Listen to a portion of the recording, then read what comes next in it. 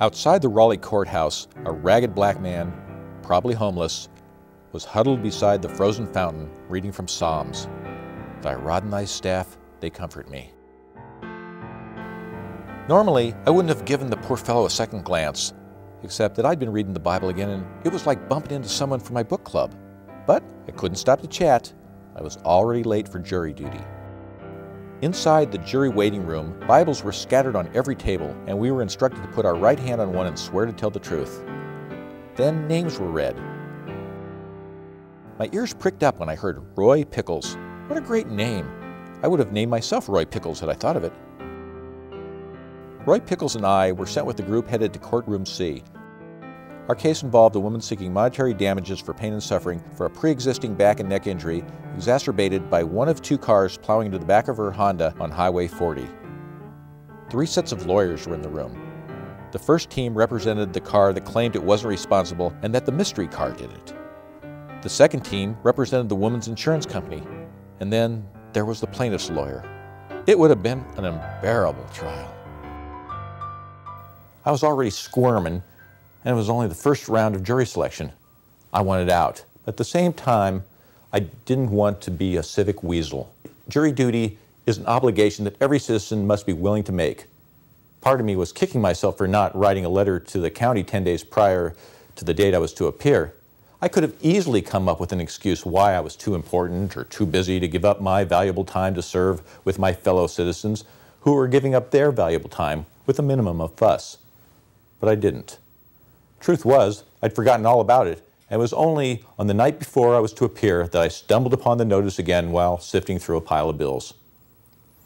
I was so ignorant of what I was in for that I parked on the street in a 2-hour parking spot. Why I thought I would be in and out so quickly, I can't explain. When I later moved my car into a long-term lot, reality started to sink in. The better part of me was resigned to the trial, resigned that I was going to listen to chiropractors and insurance lawyers and the like for several days. I could do it. I could be just as good as other people. A few days in the jury box wouldn't kill me. I was not prejudiced for or against the insurance companies or the victim, I told myself. I could and I would be an impartial juror. As her lawyer questioned us in turn, I did my best not to exaggerate or fib or do anything that would indicate a bad attitude or a prejudiced mind. Could I find it within myself to award for pain and suffering if we found in her favor? Sure, why not? I had been in car accidents, several in fact. Chiropractors? Yes, I've used them. Acupuncturists too. Next, I was asked about lawsuits. And the truth is, I have never been sued, nor have I ever sued anybody. But the part of me that had enough and was ready to go home, my lower self, my baser self, veered up and enlightened the lawyer about a case long ago involving an in-home nurse taking care of my ailing mother. The nurse claimed she hurt her back lifting my mother onto the bed and subsequently sued my father. I heard myself saying that my father and I hired a detective and managed to videotape the woman working in her garden without a brace. This was over 20 years ago, and I don't know how I pulled this rabbit out of the hat, but it couldn't have been more tailor-made for the situation. It sounded plausible. And the story is true, although I'm not sure if we actually hired someone to photograph the nurse or if we just talked about it.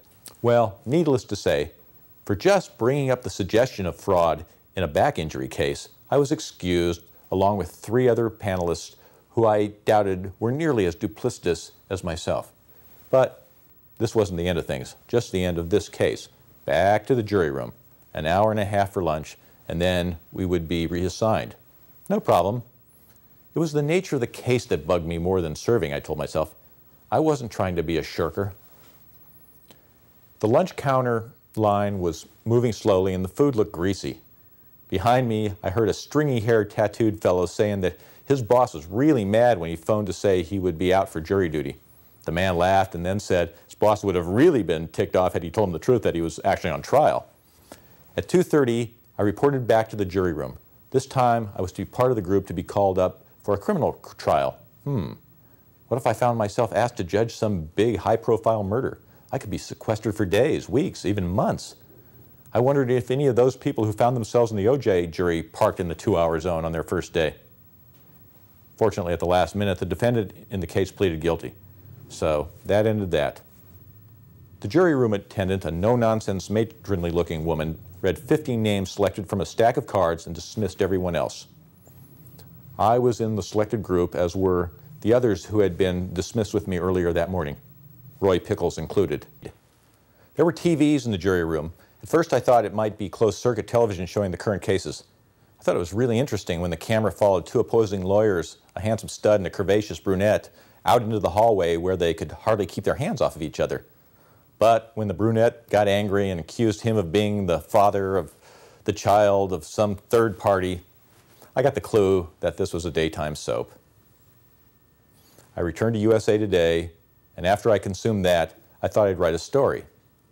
I had my notebooks with me, and I had this great new character named Roy Pickles.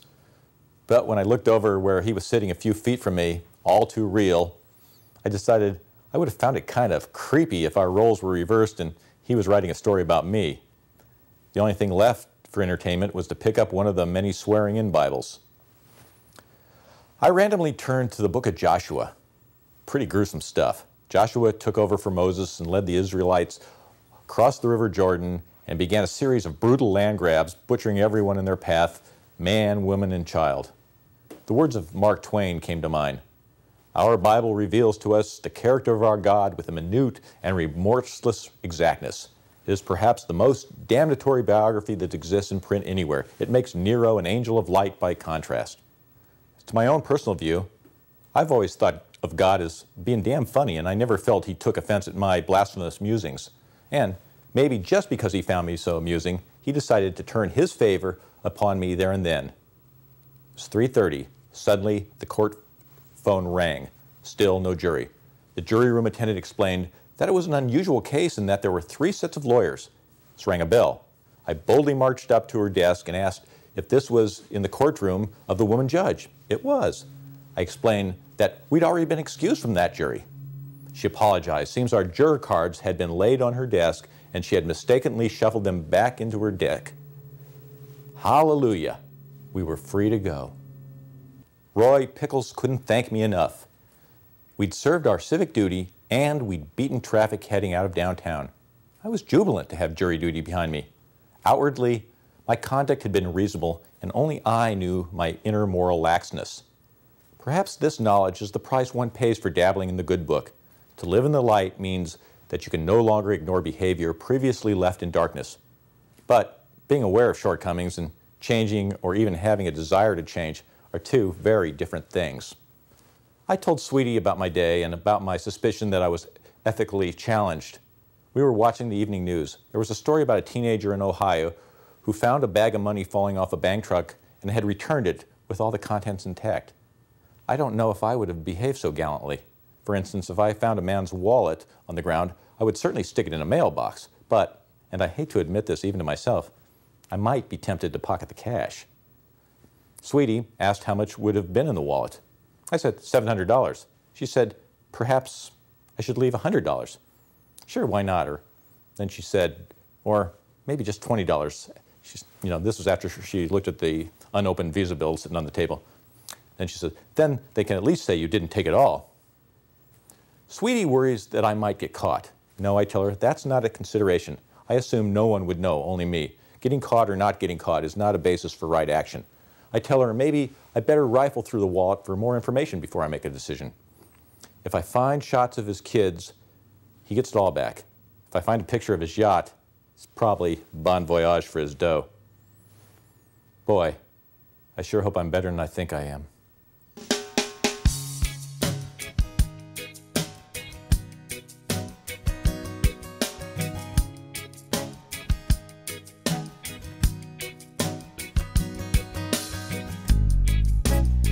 We finally find a kiss between us. So glad we didn't miss. Halfway between Mars and Venus. Must be the season.